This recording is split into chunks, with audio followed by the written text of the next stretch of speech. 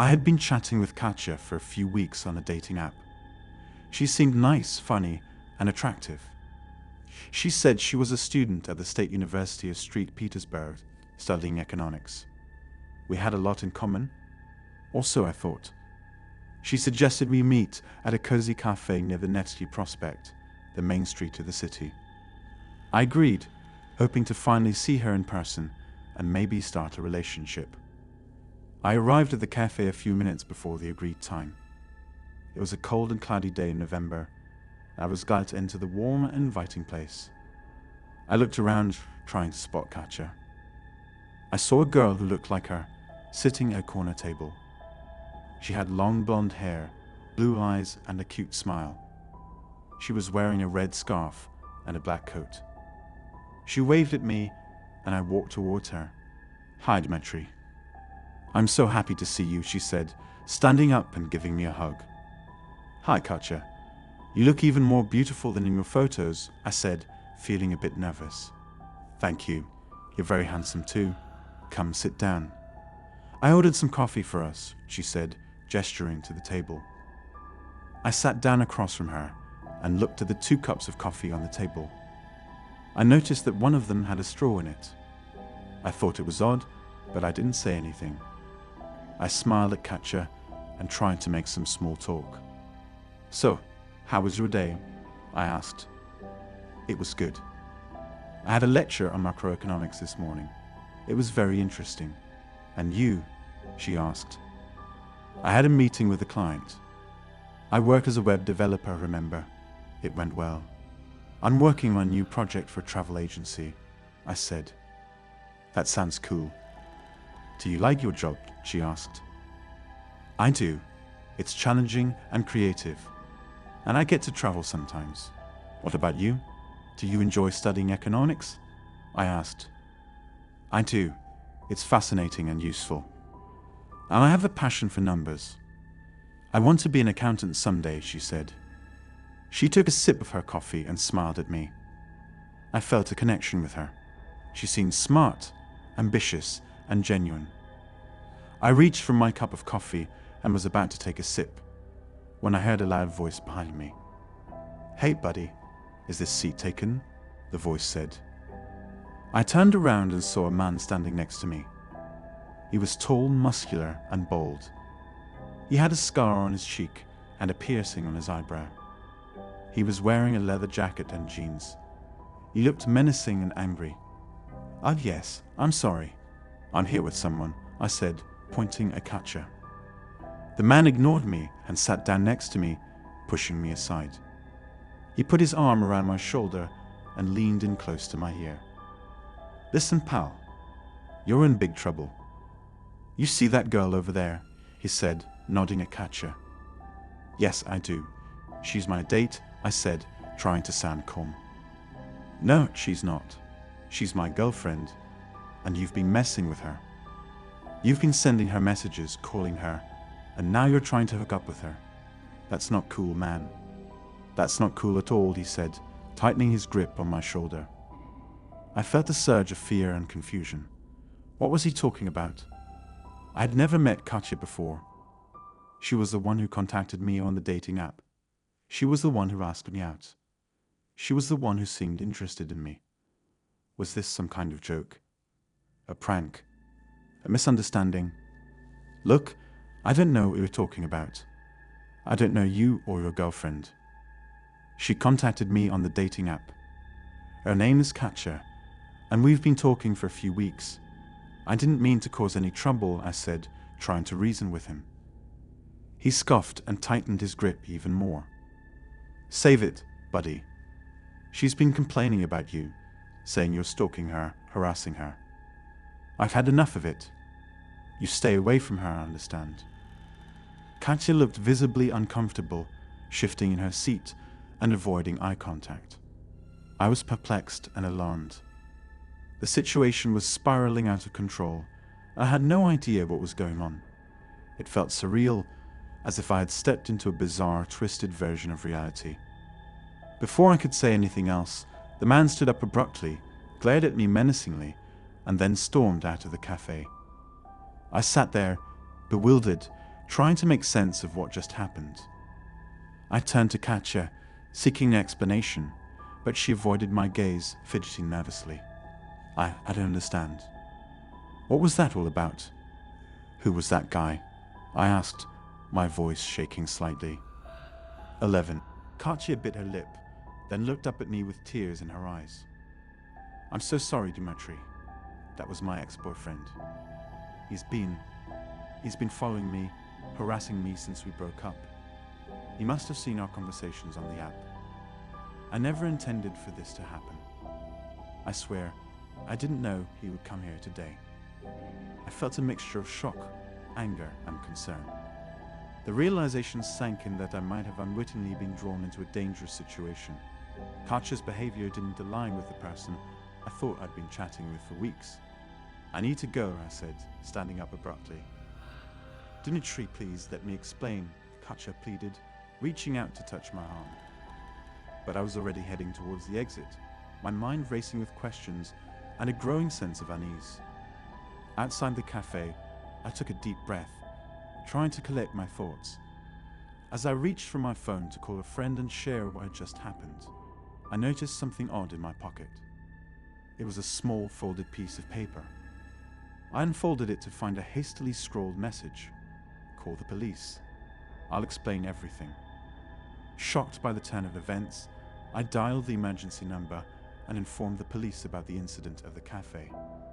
They'd arrived promptly, and I recounted the bizarre encounter with Katya's ex-boyfriend and the unsettling revelation. I handed over all the messages and details I had about Katya from the dating app. A search for the perpetrator was initiated, with the police aiming to unravel the truth behind the disturbing episode that unfolded at the cafe. The events of that day left me shaken and cautious, re-evaluating the reality of online interactions and the people we think we know in the digital realm. 11.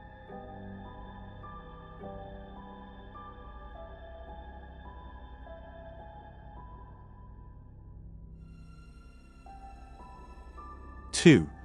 I had been chatting with Jake for a few days on a dating app. He seemed cool, smart, and handsome. He said he was a lawyer at a prestigious firm, working on some high-profile cases. We had a lot in common. Also, I thought, he suggested we meet at a trendy bar near the Central Park, the perfect spot for a romantic date. I agreed, hoping to finally see him in person and maybe hit it off. I arrived at the bar a few minutes before the agreed time. It was a busy and noisy night in the city, and I had to squeeze through the crowd to get to the entrance. I checked my phone and saw a message from Jake. He said he was already inside, waiting for me at the back. I smiled and entered the bar, looking around for him. I spotted him at a corner table, holding a drink. He had short brown hair, green eyes, and a charming smile. He was wearing a suit and tie, looking sharp and professional. He waved at me, and I walked towards him. "Hi, Emily. I'm so glad to see you," he said, standing up and giving me a hug. "Hi, Jake. You look even more handsome than in your photos," I said, feeling a bit nervous. "Thank you. You're very beautiful too. Come, sit down." "I ordered a drink for you," he said, gesturing to the table. I sat down across from him and looked at the drink on the table. It was a martini with an olive in it. I thought it was odd, but I didn't say anything. I smiled at Jake and tried to make some small talk. "So, how was your day?" I asked. "It was good. I had a meeting with a client. I work as a lawyer, remember? It was a tough case, but I think I nailed it." "And you?" he asked. "I had a presentation at work. I worked as a graphic designer, remember? It went well." "I'm working on a new project for a fashion magazine," I said. "That sounds cool. Do you like your job?" he asked. "I do. It's creative and fun. And I get to express myself. What about you? Do you enjoy being a lawyer?" I asked. "I do. It's challenging and rewarding. And I have a passion for justice. I want to make a difference in the world," he said. He took a sip of his drink and smiled at me. I felt a connection with him. He seemed smart ambitious, and genuine. I reached for my drink and was about to take a sip when I heard a loud voice behind me. "Hey lady, is this seat taken?" the voice said. I turned around and saw a man standing next to me. He was short, skinny, and bald. He had a tattoo on his neck and a piercing on his nose. He was wearing a leather jacket and jeans. He looked shady and rude. "I guess, I'm sorry. I'm here with someone," I said, pointing at Jake. The man ignored me and sat down next to me, pushing me aside. He put his arm around my waist and leaned in close to my ear. "Listen, doll, you're in big trouble. You see that guy over there?" he said, nodding at Jake. "Yes, I do. He's my date," I said, trying to sound calm. "No, he's not. He's my boss. And you've been working for him. You've been carrying his stuff. You've been delivering his goods. You've been doing his dirty work. You've been a bad girl, a very bad girl. And you know what happens to bad girls, don't you?" he said, pulling out a gun from his pocket. I felt a surge of fear and confusion. He had a gun. He was going to shoot me. I froze in shock, my heart pounding in my chest. This was a nightmare. I glanced at Jake, hoping for help, but his expression remained unreadable. The man tightened his grip around me, and I could feel the cold metal of the gun pressing against my side. "What are you talking about?" "I don't know anything about this," I stammered, trying to reason with him, my mind racing for a way out of the situation. "Don't play dumb with me, sweetheart. You've been involved with him, and now you're going to pay the price," he hissed, his breath reeking of alcohol. I desperately searched the bar for any sign of help, but it seemed like nobody had noticed the commotion or the gun in the man's hand. Panic surged through me as I realized the danger I was in. I had to think fast. "I swear, I don't know what we're talking about." "Jake, tell him.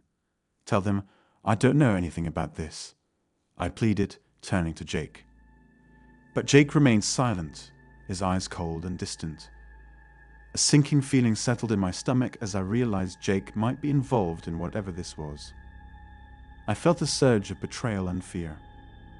Suddenly, a commotion from another part of the bar distracted the man holding the gun.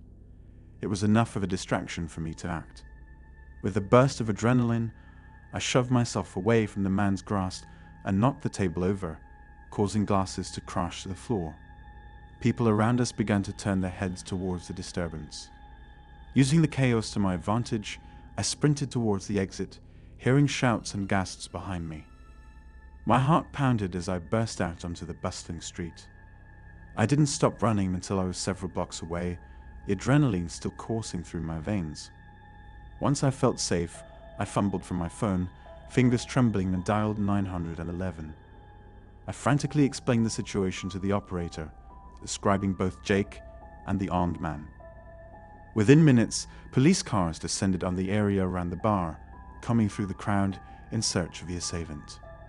Later that night, after giving a detailed statement to the police, I learned that the authorities had apprehended the armed man a few blocks away. He was a known criminal and had a record for various offenses.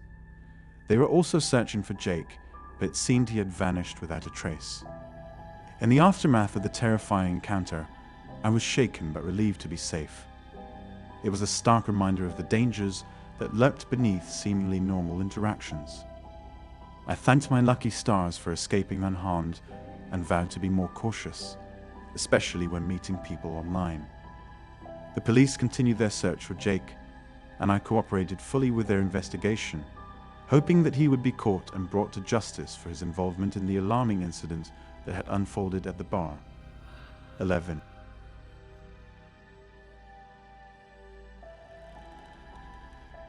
Three. I had been chatting with Mark for a few weeks on the dating app. He seemed nice, funny, and smart. He said he was an engineer from London who was working on a project in Sydney.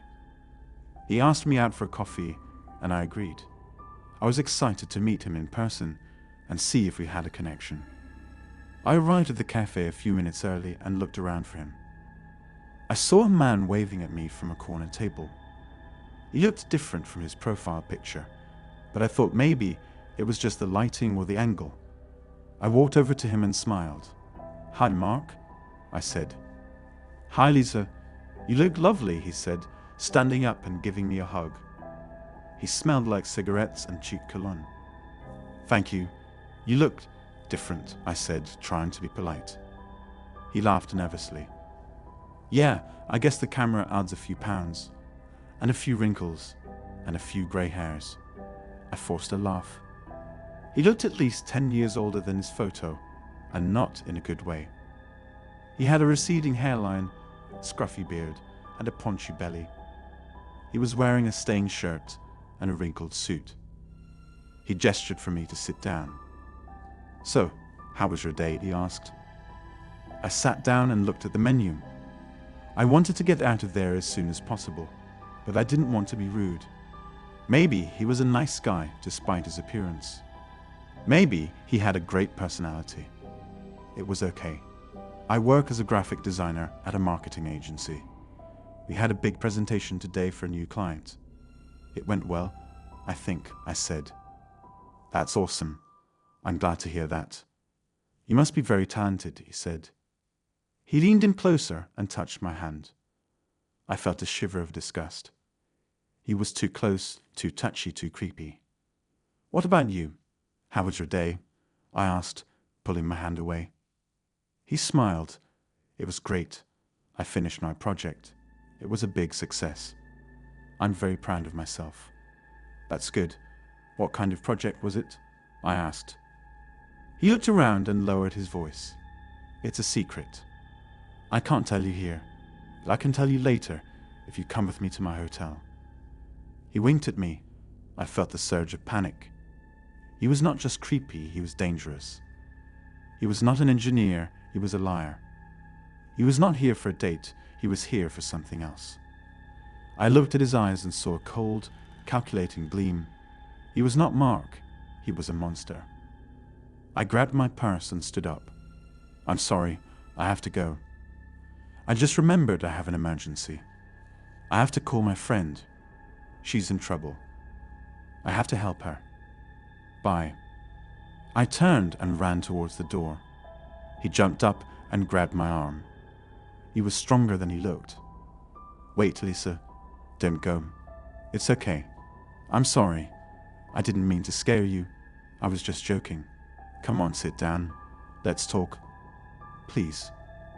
He tried to drag me back to the table. I struggled and screamed. "Let me go. Help. Someone help me." People in the cafe turned to look, and a couple of men rushed over to intervene.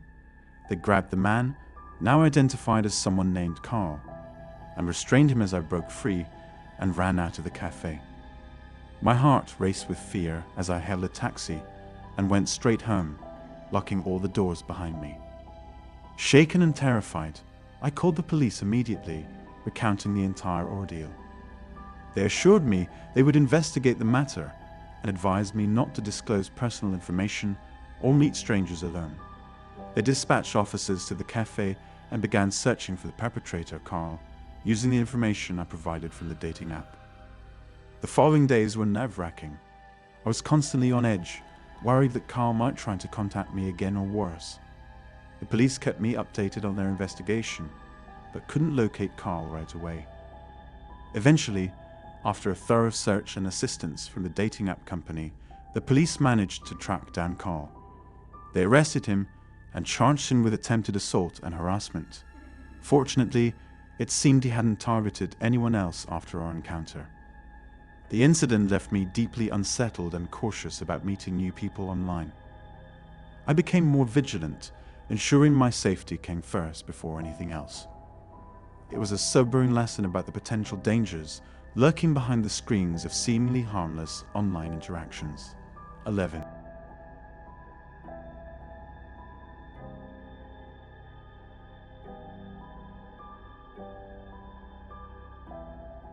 4. It was indeed a magnificent building, with high ceilings, stained glass windows, and marble statues.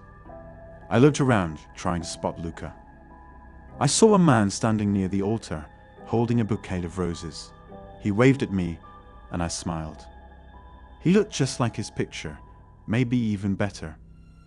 He was wearing a suit and a tie, and he had a confident and charismatic aura. I walked towards him, feeling butterflies in my stomach. He greeted me with a hug and a kiss on the cheek. He handed me the roses and told me I looked beautiful. He said he was glad I came, and he wanted to show me something. He took my hand and led me to a side door.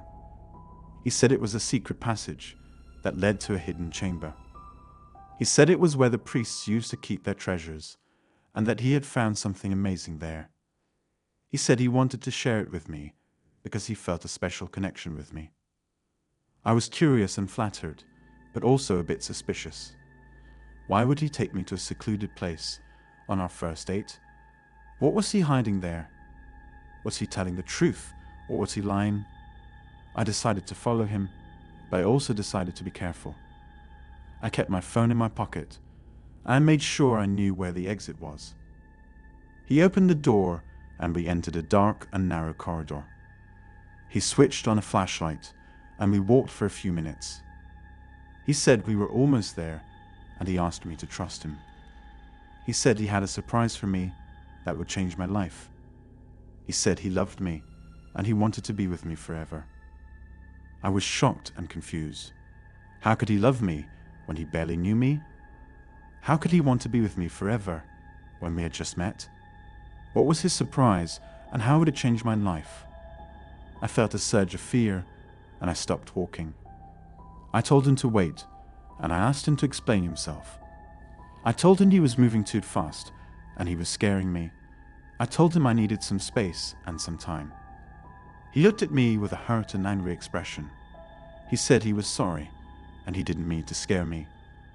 He said he just wanted to make me happy, and he had something that would do that. He said he had found a treasure, a priceless artifact that belonged to the church. He said he had stolen it, and he wanted to give it to me.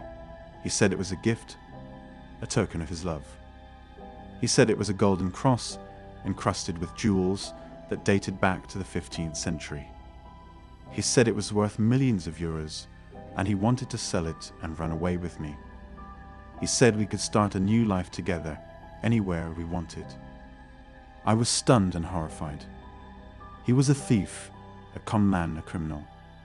He had lied to me, and he wanted to cheat me out of money. He had no love for me, only greed. He had no respect for the church, only contempt. He had no morals, only selfishness. He was a monster, and I was his prey. 11. I backed away from him, and I screamed. I screamed for help, and I screamed for God. I dropped the roses, and I reached for my phone. I dialed 112, and I told them where I was and what was happening. I told them to hurry and to arrest him. I told them he had a stolen cross, and he was dangerous. He realized what I was doing, and he lunged at me. He tried to grab my phone, and he tried to silence me. He said I was a fool, and he said I had ruined everything. He said he hated me, and he said he would kill me. He said I would never see the light of day again. We struggled and we fought. He was stronger than me, but I was faster. I kicked him and I bit him. I scratched him and I hit him. I managed to break free and I ran. I ran towards the door and I ran towards the light. I ran towards the people and I ran towards the police. I made it out and I saw them. They were waiting for me with their guns and their badges. They had heard my call and they had come to save me. They saw him and they chased him. They caught him and they handcuffed him. They took him away and they took the cross. They said I was brave for calling them, and I was lucky to have escaped unharmed. They took my statement, gathered evidence, and assured me they would thoroughly investigate the situation. The authorities searched the area thoroughly, collecting any possible evidence that could link the perpetrator to the theft of the cross.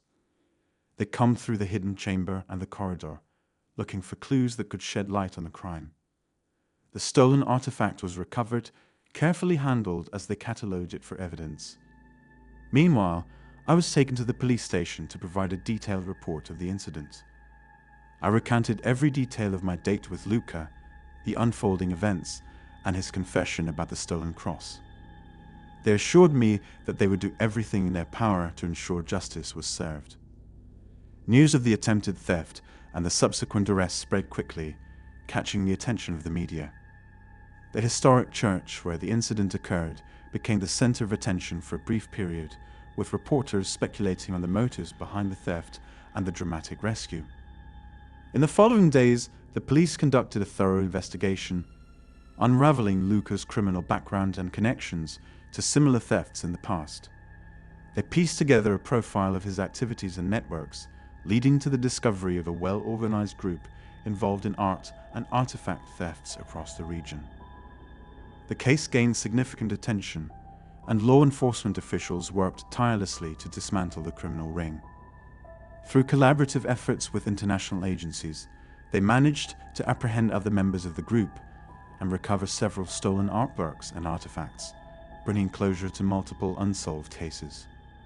As for Luca, he was charged with multiple offenses, including theft, attempted assault, and coercion. His criminal record and the evidence collected led to a substantial prison sentence. In the end, the swift action taken by the police and the courage shown by the victim led to the dismantling of a criminal operation and the recovery of precious cultural treasures. The incident served as a reminder of the importance of vigilance and the role of law enforcement in preserving our heritage. The victim, though shaken by the terrifying experience, found solace in the fact that justice prevailed. She continued with her life, grateful for the support she received and the bravery she found within herself to stand against wrongdoing. The authorities expressed their appreciation for her bravery and quick thinking, acknowledging that her actions not only saved her, but also aided in dismantling a significant criminal network. It was a story that highlighted the strength of individuals in the face of adversity and the dedication of law enforcement to protect and serve the community. 11.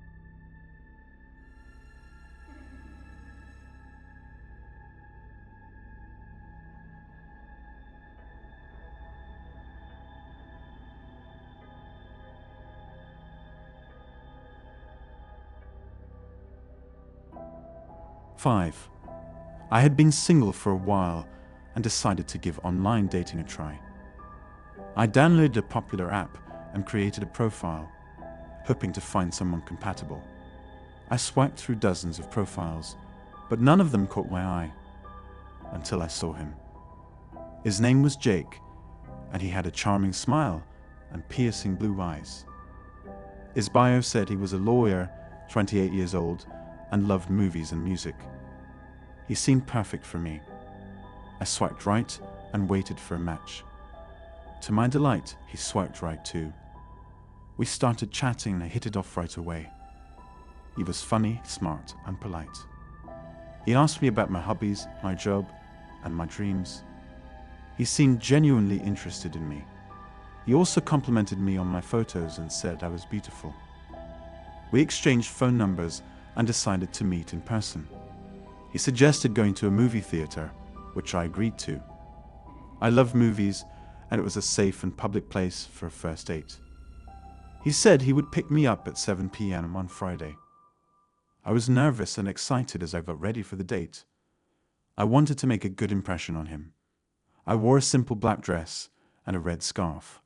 I applied some makeup and perfume. I checked myself in the mirror and smiled. I looked good. He arrived on time and texted me that he was outside. I grabbed my purse and went to meet him. He was waiting by his car, a sleek black sedan. He looked even better than his photos. He wore a navy blue suit and a white shirt. He smiled when he saw me and opened the door for me. "Hi, Sarah. You look amazing," he said. "Hi, Jake." "Thank you. You look great too," I said. He got in the driver's seat and started the car. He turned on the radio and played some soft rock music. He made small talk as he drove to the theater. He asked me about my day, my plans for the weekend, and my favorite movies. He was easy to talk to and made me laugh. We arrived at the theater and parked the car. He bought the tickets and popcorn. He let me choose the movie. I picked a romantic comedy, hoping it would set the mood. He didn't seem to mind. He held my hand as we walked to the auditorium. We sat in the middle row and watched the movie. He put his arm around me and pulled me closer to him. I felt his warmth and his breath on my ear. He whispered some funny comments and made me giggle. He also kissed me on the cheek and the neck. I felt a surge of attraction and affection for him. He was perfect. The movie ended and we walked out of the theater. He asked me if I wanted to go to his place for a drink. I hesitated for a moment, but then agreed. He seemed trustworthy and respectful. He said he lived nearby and it wouldn't take long. He took my hand and led me to his car. He drove to a quiet neighborhood and stopped in front of a small house. He said it was his. He got out of the car and opened the door for me. He took my hand and walked me to the door. He unlocked it and invited me in. The house was dark and messy. There were clothes, dishes, and papers everywhere. There was a stale smell in the air. I felt a pang of disappointment and unease. This was not what I expected. "Sorry for the mess. I've been busy lately," he said. "It's okay," I said, trying to be polite. 11. He turned on the lights and led me to the living room. There was a couch, a coffee table, and a TV. He said he would get us some drinks and went to the kitchen. I sat on the couch and looked around. There were some photos on the wall. They showed Jake with a woman and a child. They looked happy and loving. "Who are they?" I asked, feeling a surge of curiosity and dread. He came back with 2 glasses of wine. He handed me one and sat next to me. He looked at the photos and sighed. "They're my ex-wife and my son. They left me a year ago. She cheated on me with my best friend. He took everything from me. My money, my house, my car, my job, my family. He ruined my life," he said, his voice bitter and angry. "I'm so sorry, Jake. That's awful," I said, feeling sorry for him. He drank his wine and looked at me. He smiled, but it was a fake smile. "It's okay. I'm over it. I have you now. You're the best thing that ever happened to me, Sarah. You're my angel. You're my salvation. You're mine," he said, his voice intense and possessive. As he spoke, an uncomfortable shiver ran down Sarah's spine. His sudden shift in demeanor set off warning bells in her mind. She felt a knot form in her stomach, a growing unease that intensified with his possessive tone and intensity. She took a cautious sip of her wine, trying to mask her escalating concern. "Jake, I think I should head home," Sarah said, trying to keep her voice steady despite her rising fear. His smile faltered, his eyes darkening with an unsettling mix of anger and frustration. "Why would you want to leave, Sarah?" "You can't leave. You're here with me now. You belong to me." Sarah's heart raced. She tried to stand, her movements slow and deliberate, attempting not to escalate the situation. "I really need to go. I'll call a cab, please." But before she could finish her sentence, Jake lunged towards her, grabbing her wrist with a force that made her drop her glass. Panic surged through her veins as she struggled to break free from his grasp. She managed to wrench herself away, staggering backward, her eyes darting around for an exit. With a chilling determination, Jake advanced towards her, his expression contorted with rage. "You're not leaving. You can't ruin this for me. I won't let you." Sarah's heart pounded in her chest as she made a swift decision. She bolted towards the door, her adrenaline-fueled sprint giving her the momentum she needed to escape. She fumbled with the lock, desperately trying to open it, all while Jake pursued her, his threats echoing through the house. As the door swung open, Sarah dashed out into the night, her breaths coming in frantic gasps. She sprinted down the street, not daring to look back until she was certain she was far away from Jake's house.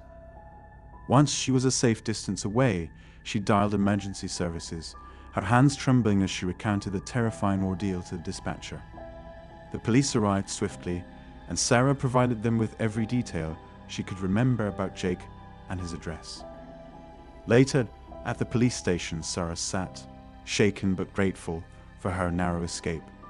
She recounted the traumatic experience to the officers, who assured her that they would take swift action. In the following days, Sarah learned that Jake had a history of violence and had been involved in similar incidents in the past. He was arrested and faced serious charges for attempted robbery, assault, and unlawful confinement. Though the incident left her deeply shaken, Sarah found solace in the fact that she had escaped unharmed, and that Jake was now in custody, unable to harm anyone else.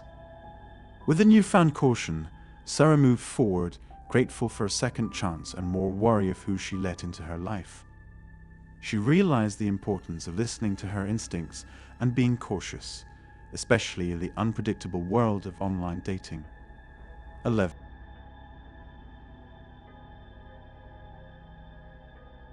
Six. I had been chatting with Sophia for a few weeks on a dating app. She seemed sweet, funny, and smart. She had a cute profile picture, and she said she was studying psychology at the university. I was intrigued by her, and I wanted to meet her in person. She suggested we meet at her place, since she said she lived alone and didn't like crowded places. I agreed, thinking it was a good sign that she trusted me enough to invite me over. I didn't think it could end badly, because what can a cute little girl do? I took the subway to her address, which was in a nice neighborhood in Stockholm. I texted her that I was outside, and she buzzed me in. I climbed the stairs to the 3rd floor and knocked on the door with the number she had given me. The door opened, and I saw Sophia standing there. She smiled and greeted me and invited me in. She looked just like her picture, except she was wearing a tight black dress and high heels. She looked stunning, and I felt a surge of excitement. "Hi, Eric. I'm so glad you came. You look handsome," she said, as she hugged me and kissed me on the cheek. "Hi, Sophia. You look amazing. I'm happy to see you," I said, as I followed her into the apartment. She led me to the living room, which was cozy and stylish. There was a couch, a coffee table, a TV, and some paintings on the wall. She offered me a drink, and I said yes. She went to the kitchen, and I sat on the couch, feeling nervous but hopeful. She came back with 2 glasses of wine and handed me one. She sat next to me, and we clinked our glasses. She looked into my eyes and smiled. "So, Eric, tell me more about yourself. What do you do for a living?" she asked. I told her that I was a software engineer working for a startup company. I told her about my projects, my hobbies, my family, and my dreams. She listened attentively and asked me questions. She seemed genuinely interested in me, and I felt a connection with her. She told me about herself too. She said she was studying psychology because she wanted to help people. She said she loved reading, watching movies, and traveling. She said she had a passion for art, and that she painted some of the paintings on the wall. She pointed to one of them, a colorful abstract piece, and said it was her favorite. "It's beautiful," I said, admiring it. "Thank you. It's inspired by my emotions. I like to express myself through art," she said. She moved closer to me and touched my arm. She looked at me with a seductive smile and said, "You know, Eric, I really like you. You're smart, kind, and handsome. You're different from the other guys I've met on the app. You're special." She leaned in and kissed me softly. I kissed her back, feeling a rush of attraction. She deepened the kiss and wrapped her arms around me. I put my arms around her, savoring the moment. Everything seemed to be going perfectly, and I was caught up in the whirlwind of emotions. But suddenly, I heard footsteps coming from another room. I pulled back slightly, my heart racing with confusion. 2 men entered the living room, both looking stern and intimidating. My initial joy and excitement turned into a chilling feeling of dread. "What's going on?" I asked, my voice quivering. Sophia's demeanor changed abruptly. She had a cold, distant expression as she gestured towards the men. "This is none of your business, Eric. Just cooperate, and everything will be fine." It took me a moment to process the situation. I realized I had walked into something beyond my comprehension. These men were not here for a friendly gathering. They had other intentions. One of them demanded my wallet, phone, and any other valuables I had. Fear struck me as I hesitantly handed over my belongings, not daring to defy their threats. I glanced at Sophia, hoping for some explanation, but she averted her eyes. Once they had everything, the men hurriedly left the apartment, leaving Sophia and me in stunned silence. I was bewildered, shocked, and felt a sense of betrayal from someone I had trusted moments ago. I didn't understand. Who were they? What just happened? I stammered, my mind racing with questions. Sophia remained silent, avoiding my gaze. It dawned on me that I had fallen into a trap, a meticulously set up scheme. My heart sank as I realized the extent of naivety I had displayed, believing in the facade of a charming girl. Without a second thought, I grabbed a nearby phone and dialed the emergency services. I reported the incident, providing the address and all the information I could remember. The police arrived promptly, but their search yielded no results. It was as if the perpetrators had vanished into thin air. As the authorities investigated, I learned the bitter truth. The apartment Sophia had claimed to live in was rented under a false name for a day. Everything about her, from her profile to her stories, was part of an elaborate setup to lure unsuspecting victims. Feeling a mix of anger, humiliation, and a lingering sense of disbelief, I left the apartment with the authorities, determined to put this unfortunate chapter behind me. It was a hard lesson learned about the dangers that could lurk behind a seemingly innocent encounter. The experience left a mark, teaching me to be more cautious and discerning in my interactions, especially in the world of online connections. It was a stark reminder that appearances can be deceiving, and trust should always be earned rather than blindly given.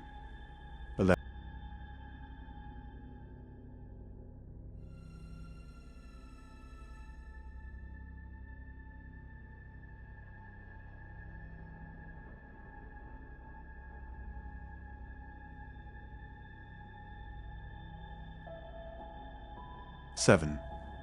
I had been chatting with Diego for a few weeks on a dating app. He seemed nice, funny, and smart. He said he was a lawyer who worked for a human rights organization. He also said he loved coffee and books, just like me. We had a lot in common. Also, I thought. We decided to meet for the first time at a Starbucks near my apartment. He said he would be there at 5 p.m., wearing a blue shirt and a black jacket. I was nervous and excited as I drove to the parking lot. I parked my car, a red Toyota Corolla that I had bought with my savings, and locked it. I grabbed my purse and walked to the entrance of the Starbucks. I looked around, but I didn't see anyone who matched Diego's description. Maybe he was late, or maybe he was inside. I decided to go in and check. The place was empty, except for a bored-looking barista who was wiping the counter. I approached him and asked if he had seen a man in a blue shirt and a black jacket. "No, sorry. No one has come in for the last hour. It's been a slow day," he said, shrugging. I felt a pang of disappointment. Had Diego stood me up? I checked my phone, but there were no messages or calls from him. I tried to call him, but it went straight to voicemail. I texted him, asking where he was and if he was okay. I waited for a few minutes, but there was no reply. I started to feel angry and betrayed. How could he do this to me? Was he playing with me all along? Was he even who he said he was? I decided to leave and forget about him. I walked out of the Starbucks, feeling humiliated and hurt. But when I got to the parking lot, I couldn't believe my eyes. My car was gone. There was an empty space where I had parked it. I looked around, feeling a surge of panic rising within me. I checked my surroundings again, thinking I might have made a mistake, But there was no mistaking it. My car was indeed stolen. My hands were trembling as I fumbled for my phone, immediately dialing the emergency number for the police. I explained the situation in a shaky voice, trying to keep calm while my heart raced. Within minutes, a patrol car arrived, and I recounted the bizarre turn of events to the officers. The police assured me that they would initiate an investigation right away. They asked for details about my car, any peculiar observations, and information about the person I was supposed to meet. I provided them with everything I knew, including Diego's dating app profile and the details he had shared about himself. As the investigation progressed, the police delved into the case, examining surveillance footage from nearby cameras and attempting to trace any leads related to the theft. Days passed with no significant developments, leaving me feeling anxious and vulnerable. Then, unexpectedly, there was a breakthrough.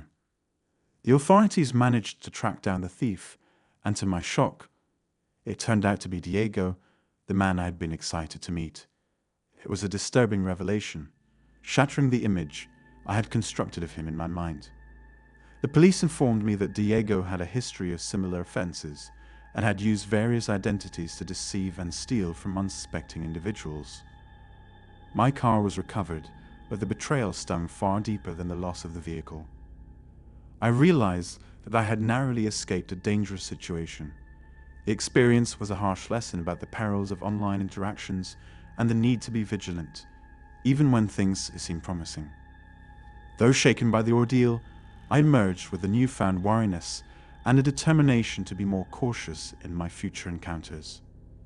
It was a painful lesson, but one that ultimately made me stronger and more discerning in navigating the complexities of the modern dating world.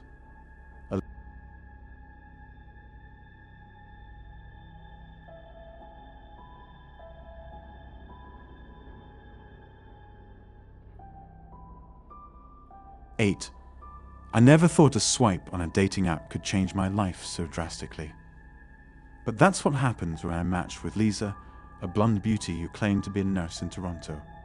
She seemed friendly and fun, and we had a lot in common.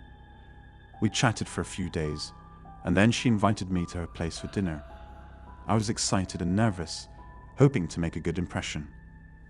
I arrived at her apartment around 7 p.m., carrying a bottle of wine and a box of chocolates. She opened the door and greeted me with a hug and a kiss. She was wearing a tight red dress that hugged her curves, and her hair was in a ponytail. She smelled like roses and vanilla. "Wow, you look amazing," I said, handing her the gifts. "Thank you, you're so sweet," she said, taking them. "Come in, make yourself comfortable. Dinner is almost ready." She led me to the living room, where a cozy couch and a large TV were waiting. She poured us some wine and we sat down, chatting about our hobbies, our jobs, our families. She told me she was divorced and had no kids. She said she loved her work as a nurse, but it was stressful and demanding. She said she was looking for someone to share her life with, someone who would treat her right. I told her I was a software engineer working for a startup company. I said I was single and had moved to Toronto from Vancouver a year ago. I said I liked movies, music, books, and sports. I said I was looking for someone to have fun with, someone who'd make me happy. We had a lot in common, and we laughed a lot. She had a great sense of humor and a charming smile. She touched my arm, my leg, my hand, and I felt a spark. She looked into my eyes, and I felt a connection. She got up and said, "Dinner is ready. Come on, let's eat." She took my hand and led me to the dining room, where a table was set with candles and flowers. She had cooked a delicious meal of pasta, salad, and chicken. She served me a plate and said, "Bon appetit." We ate and drank and continued our conversation. She asked me more about my work, and I told her about the project I was working on. She seemed interested and impressed. She told me more about her work, and I told her she was brave and admirable. She thanked me and blushed. 11. We finished our meal and she said, "Do you want some dessert?" I said, "Sure, what do you have?" She said, "I have something special for you. Follow me." She took my hand and led me to the bedroom, where a king-size bed was covered with rose petals. She closed the door behind us and said, "This is your dessert." She kissed me passionately, and I kissed her back. She unzipped her dress and let it fall to the floor, revealing her lingerie. She was stunning, and I was speechless. She pushed me to the bed and climbed on top of me, and for a moment, everything felt perfect. Her lips met mine, and we were lost in the moment. Suddenly, the door burst open. A voice thundered through the room, "What the hell is going on here?" I turned my head and saw a man standing in the doorway, his face contorted with rage. It was Lisa's husband. My heart raced, and I felt a surge of panic. Lisa scrambled off the bed, trying to explain, but he didn't listen. He lunged towards me, his fists clenched. Before I could react, he struck me hard across the face. The force of the blow stunned me, and I fell back onto the bed. I tasted blood in my mouth as he landed another punch on my side. I tried to shield myself, but the assault continued. Lisa was screaming, pleading with him to stop, but he was beyond reason. Eventually, he grabbed me by the collar and threw me towards the door. With adrenaline coursing through my veins, I stumbled out of the apartment, barely managing to grab my jacket and phone on the way out. As I hurried down the hallway, I could hear the commotion behind me and the sound of things being thrown around. I made it outside, my head spinning from the encounter. I hailed a cab and went back to my place, trying to make sense of what just happened. My cheek was swelling, and my side throbbed with pain. I felt a mix of anger, confusion, and disbelief at the situation. The next few days were a blur. I debated reporting the incident to the police, but hesitated, not wanting to get involved in someone else's mess. I didn't hear from Lisa, and I tried to move on, focusing on work and trying to forget the unsettling events. Then one night, as I lay in bed scrolling through my phone, I saw a breaking news alert. The headline sent shivers down my spine. Arson in Toronto linked to domestic dispute. The report detailed a fire in the neighborhood where Lisa lived. The investigation revealed it was an intentional act, and the authorities suspected it was retaliation from a jealous spouse. I felt a chill run down my spine as I realized the gravity of the situation. Was it Lisa's husband seeking revenge? The thought terrified me. Guilt gnawed at me, thinking I might have played a role in triggering this chain of events. Days turned into weeks, and the guilt and fear never left me. Then one day, I received another notification on my phone. It was about an arrest made in connection with the arson case. The report confirmed that Lisa's husband had been apprehended and was facing charges for the crime.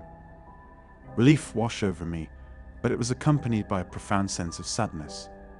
Lives had been shattered because of this sequence of events. It was a harsh lesson about the unseen complexities that sometimes accompany the pursuit of fleeting connections. The incident made me reevaluate my approach to relationships and the unforeseen consequences that could arise. It was a tale that taught me about the importance of honesty, transparency, and the potential dangers that lurk behind closed doors.